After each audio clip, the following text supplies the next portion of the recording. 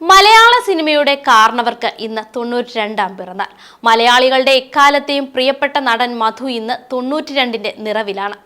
ക്ഷോഭിക്കുന്ന യുവാവായും കടുപ്പക്കാരനും സ്നേഹസമ്പന്നനുമായ അച്ഛനും അപ്പൂപ്പനുമായുമെല്ലാം തിളങ്ങിയ മധു സിനിമയുടെ കാര്യത്തിൽ ഇന്നും ചെറുപ്പമാണ്. സിനിമയെക്കുറിച്ചും പുതിയ സാങ്കേതിക വിദ്യകളെക്കുറിച്ചുമൊക്കെ കൃത്യമായ അഭിപ്രായങ്ങളുണ്ട് അദ്ദേഹത്തിന്. അതുകൊണ്ട് തന്നെയാണ് പുതിയ തലമുറ പോലും അദ്ദേഹത്തിന്റെ വാക്കുകൾ ഏറ്റെടുക്കുന്നത്.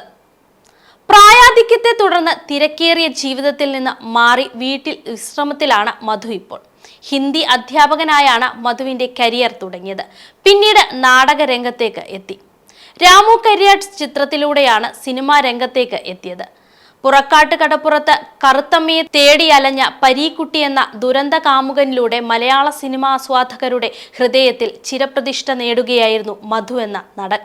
നായകൻ, വില്ലൻ, സഹനടൻ എന്നീ റോളുകളിലെല്ലാം മധു തിളങ്ങി.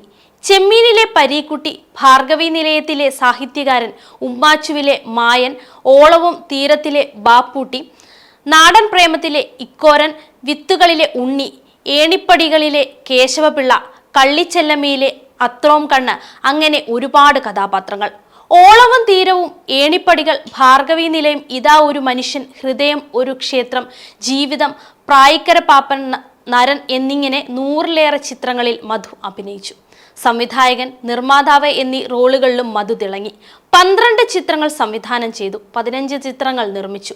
2004-ൽ സംസ്ഥാന സർക്കാർ JC ഡാനിയൽ പുരസ്കാരം നൽകി ആദരിച്ചു. 2013-ൽ പത്മശ്രീ പുരസ്കാരവും ലഭിച്ചു.